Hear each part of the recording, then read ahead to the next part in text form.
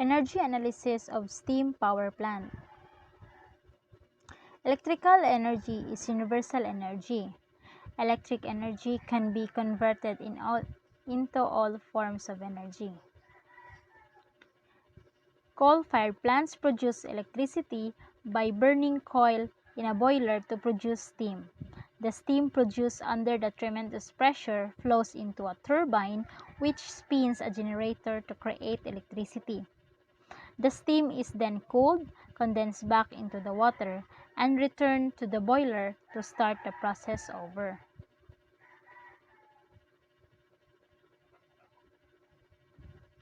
Regarding to the first law of thermodynamics, it portrays the universal law of energy conservation and addresses work and heat transfer as a form of energy transfer.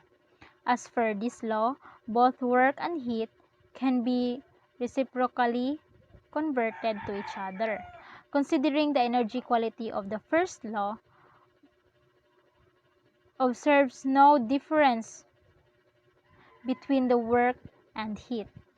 Hence, the energy change in thermodynamic system must be proportionally to the quantity of heat energy introduced into the system, less the work done on the surroundings by the system.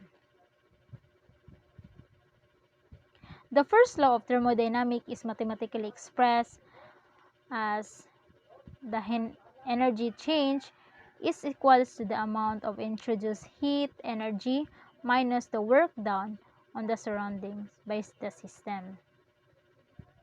The energy analysis of the performance of the coal-fired power plant or CFPP is done based on the first law analysis. The determination of the input and output values of the components of the plant is based on the estimated thermodynamic variables such as mass flow rate and equality, pressure, temperature, entropy, and enthalpy. For the steam turbine, the power output is estimated through this formula, where the subscripts 1 and 2 and N are the numbers of the steam extraction available in the steam turbine. This model considers only the consumed power by pumps as plant's interval power consumption.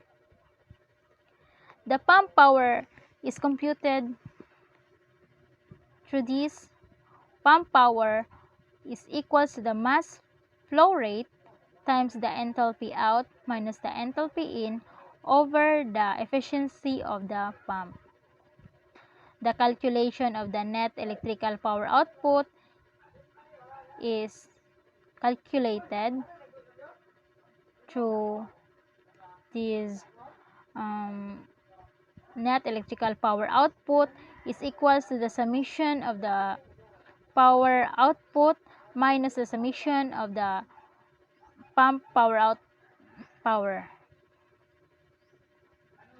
For the boiler, it's the total heat energy requirement is calculated through the total heat energy requirements is equals to the mass flow rate of the superheat condition times the enthalpy of the superheat condition out minus the enthalpy superheat condition in plus the mass flow rate of the reheat condition times the reheat condition enthalpy out minus the reheat condition enthalpy in over the boiler's efficiency.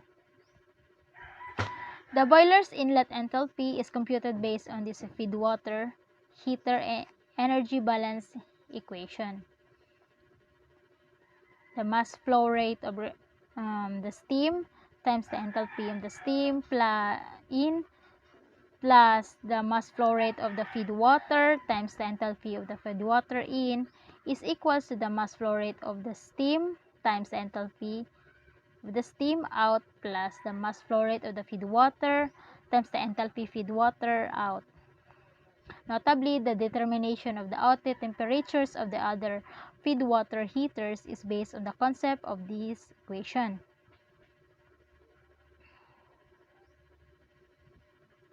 For the power plant's thermal efficiency,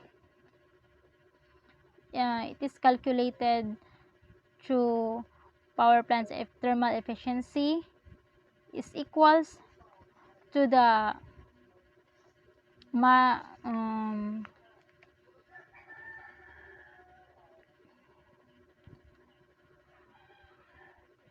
the electrical power output over the fuel's flow rate times the fuel's lower heating value.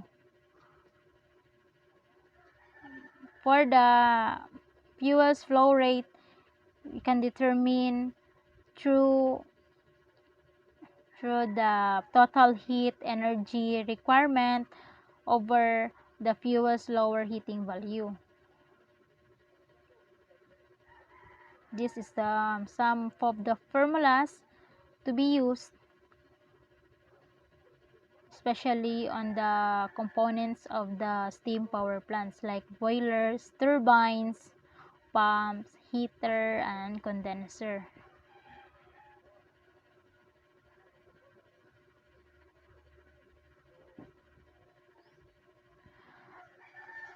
The efficiency of the steam power plants.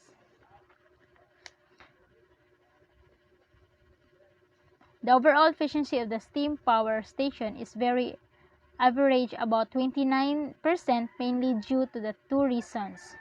First, the large amount of the heat is lost in the condenser, and secondly, heat losses happen at the different stage of the plant. The heat loss is the condenser cannot be withdrawn. It is because the heat energy cannot be transferred into the mechanical energy without temperature difference. The greater the temperature variation, the greater the heat energy transformed into mechanical energy.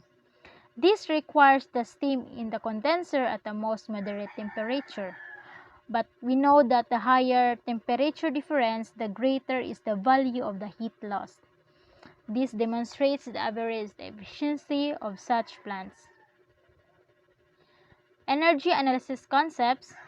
First is the energy analysis is based on the first law of conservation or first law of thermodynamics. Second is the energy analysis is depend on the condition of the matter under consideration. The third is the energy analysis can be calculated based on the assumed state of reference. Energy and temperature increase proportionally. And lastly, for ideal gases, energy is not dependent on the pressure. So, for further understanding, let me show you a short video on how the coal-fired steam power plant works.